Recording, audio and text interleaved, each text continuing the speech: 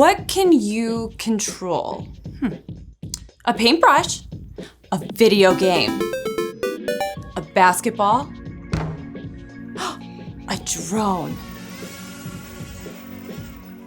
Oh, a mixer. Yikes. All of these things can be a little tricky to control, but with practice, you can get really good. But you know what's the toughest thing to control? You. Some days it feels like your thoughts, your words, and your actions are all running away with you. But with God's help, you can learn to control you. It starts with inviting God into your thoughts, planting His words in your heart, stopping to think before you speak, choosing to reflect before you act. Through the power of God's Spirit, you can speak and act in a way that shows love to others and to God. You can choose every day to live His way. That's why showing self-control is an amazing way to worship God with your life. Because worship is about more than just singing loud. It's all about living loud.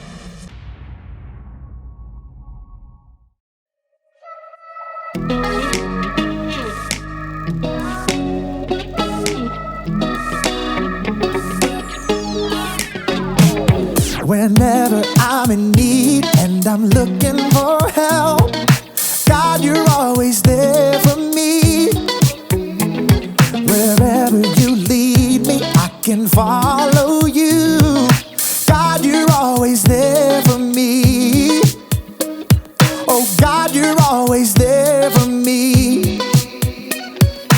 Help me believe you know what's best for me.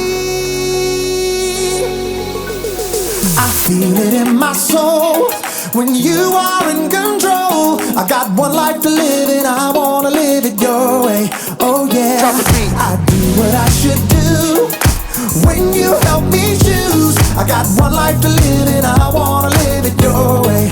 Oh yeah, I got one life to live and I wanna live it your way. Oh yeah, one life to live and I wanna live it your way.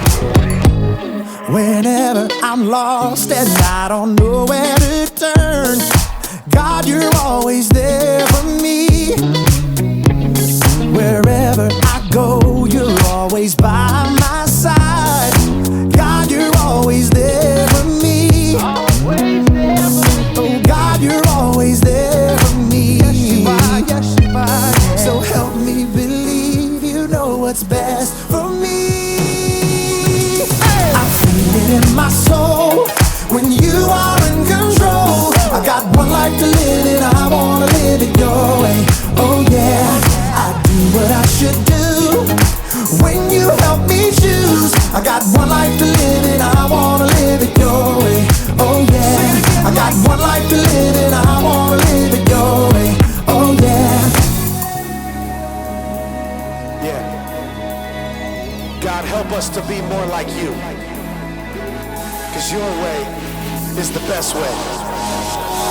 I feel it in my soul when you are in control. I got one life to live and I wanna live it your way.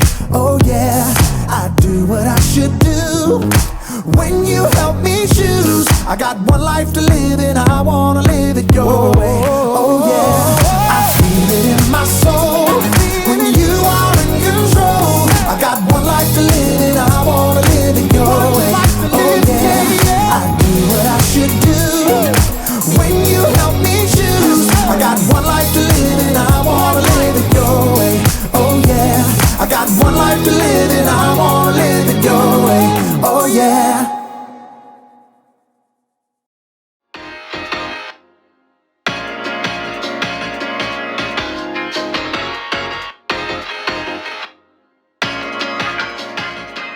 We're live.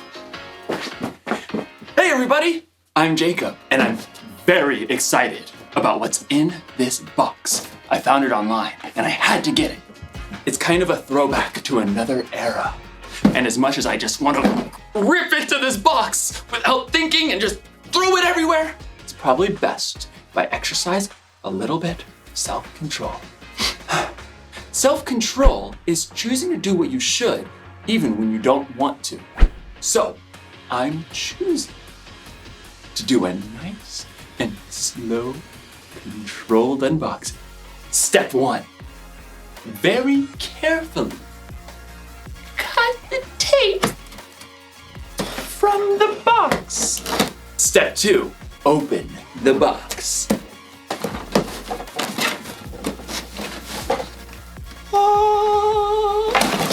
Slowly open the box and, what do we have here?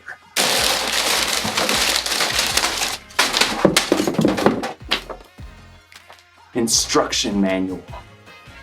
Very important. Not. 1 remote control and the treasure of treasures. A VCR video cassette recorder. Let me just, here.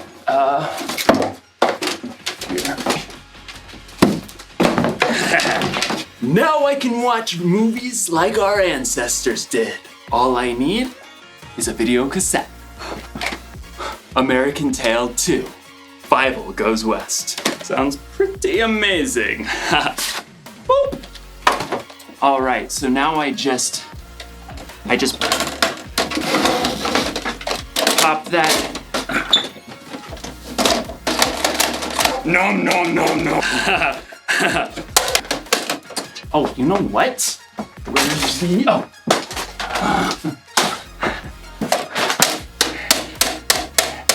I think I broke it.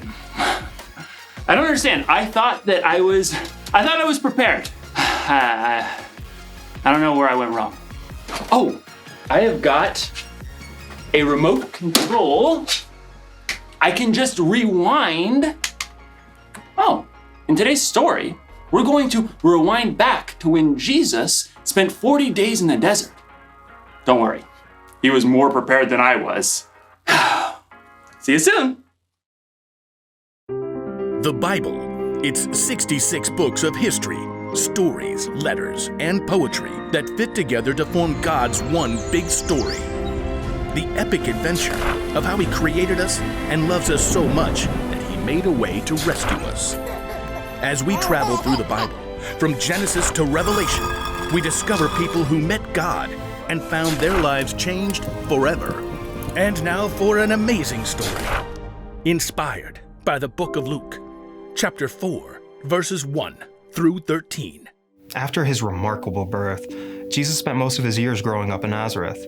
To others, he probably seemed like any other Jewish boy. He ran and played with the other kids. Catch! He worked in the carpentry shop with his father Joseph. As he grew older, he studied God's Word, the part of Scripture we now know as the Old Testament. Worship the Lord your God. He is the only one you should serve. It was not until Jesus came to the Jordan River to be baptized by John that others began to realize how extraordinary he was. This is my son, and I love him. I am very pleased with him. 30 years of life had led Jesus to this point, where God himself announced that Jesus was the chosen one.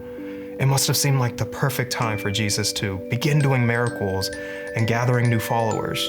But that's not what happened. Instead, God's Spirit led Jesus into the desert for 40 long days. God, I trust you. I trust your plan. During this time, Jesus ate nothing at all. He focused on God as the one thing he needed above all else. But he wasn't alone, not quite, because the devil showed up.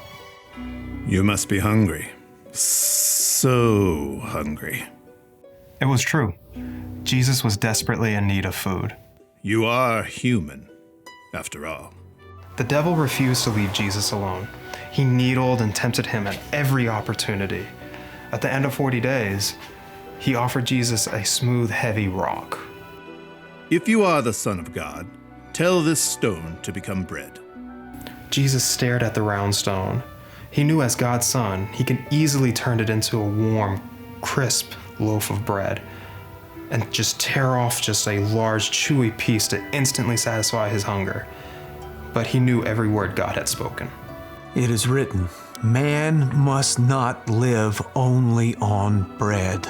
Suit yourself. The devil wasn't finished. He led Jesus to a high place where the whole world appeared to spread out beneath them. Every powerful kingdom, every palace, every throne of all the rulers on earth. The devil smiled. He seemed reasonable, in control. I will give you all their authority and glory.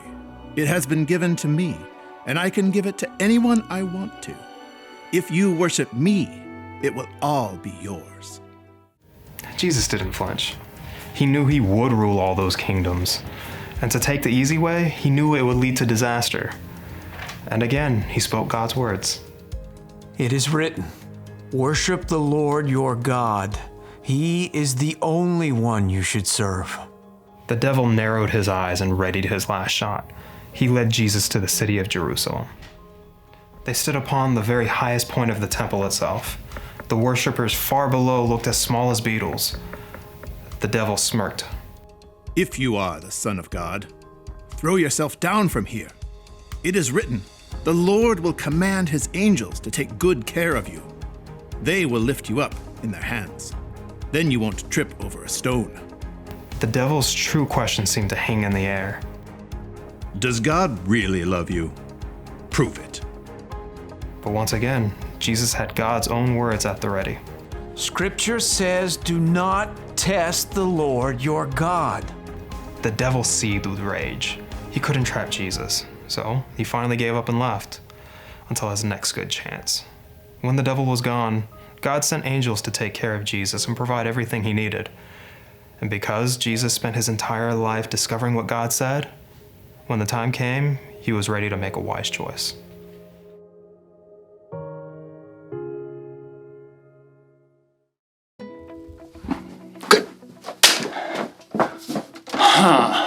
Let's find out where I went wrong, shall we?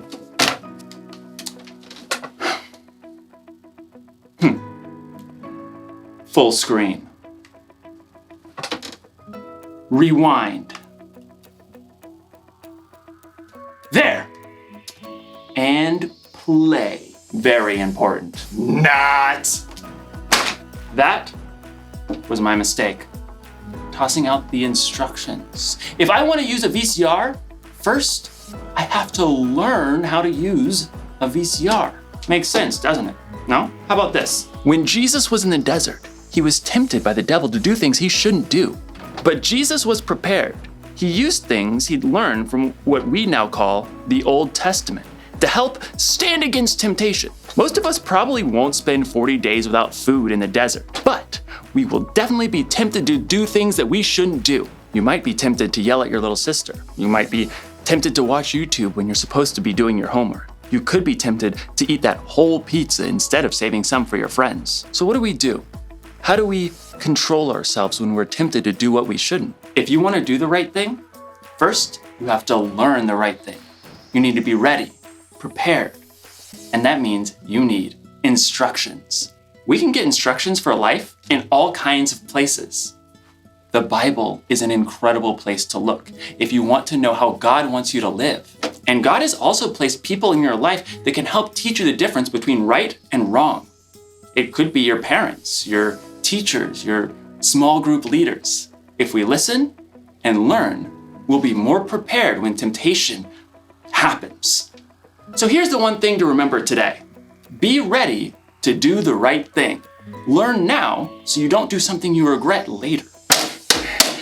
I wish this thing could rewind real life. No, it's just a remote. I'll see you next time.